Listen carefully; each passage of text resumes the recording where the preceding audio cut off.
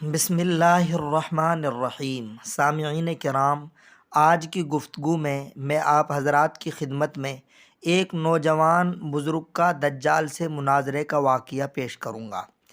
سامعین، جب دجال مدینہ منورہ کے قریب اپنا پڑاؤ ڈال دے گا تو اس وقت مدینہ منورہ میں ایک بزرگ ہوں گے جو دجال سے مناظرہ کرنے کے لیے نکلیں گے۔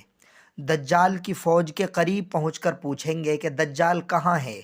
دجالی لوگ ان کی بات ادب کے خلاف سمجھ کر ان کے قتل کا ارادہ کریں گے، مگر بعض لوگ قتل سے منع کریں گے اور کہیں گے کیا تم کو معلوم نہیں کہ تمہارے خدا یعنی دجال نے منع کیا ہے کہ بغیر میری اجازت کے کسی کو قتل نہیں کرنا۔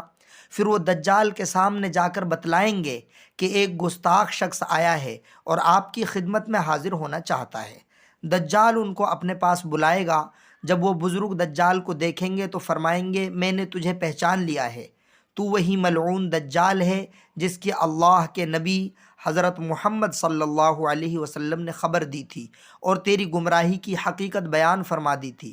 دجال غصے میں آ کر کہے گا کہ اس گستاخ کو آرے سے چیر دو۔ حکم ملتے ہی ان بزرگ کے 2 ٹکڑے کر دیے جائیں گے۔ پھر دجال ان 2 ٹکڑوں کے درمیان چل کر لوگوں سے کہے گا کہ اگر اب میں اس مردے کو زندہ کر دوں تو تم میری خدائی پر یقین کرو گے؟ 2 ٹکڑوں کے درمیان اس لیے چلے گا تاکہ لوگوں کو قتل کا یقین ہو جائے۔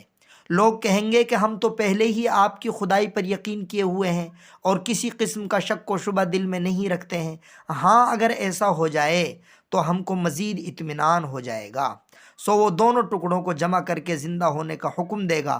چنانچہ وہ اللہ تعالیٰ کی حکمت اور ارادے سے زندہ ہو کر کہیں گے اب تو مجھ کو پورا یقین ہو گیا کہ تو وہی مردود دجال ہے جس کی خبر ہمارے سچے نبی حضرت محمد صلی اللہ علیہ وسلم نے دی تھی۔ سامعین، اس حالت میں بھی اس مومن کی استقامت کیسی ہے کہ دنیا کی چیزوں سے ڈگمگا جائے اس کو ایمان نہیں کہتے۔ ایمان تو اس کو کہتے ہیں کہ اللہ اور اس کے نبی کی باتوں پر ایسا یقین ہو کہ ظاہر میں کیسی ہی آزمائش آ جائے ڈگمگائے نہیں۔ آج اگر کسی کو 2 ڈنڈے پڑ جائیں یا 2 روپیے مل جائیں یا 2 دن کا عہدہ مل جائے تو آدمی کی بات ہی بدل جاتی ہے۔ اس مومن کا ایمان کیسا ہوگا کہ 2 ٹکڑے کر دیے گئے پھر بھی ایمان کا یہ حال ہے کہ زندہ ہو کر کہتا ہے کہ اب تو مجھے پہلے سے زیادہ یقین ہو گیا ہے کہ تو وہی جھوٹا دجال ہے جس کے بارے میں میرے آقا صلی اللہ علیہ وسلم نے فرمایا تھا۔ اللہ رب العالمین ہم سب کو بھی ایسا ہی ایمان نصیب فرمائے، آمین یا رب العالمین۔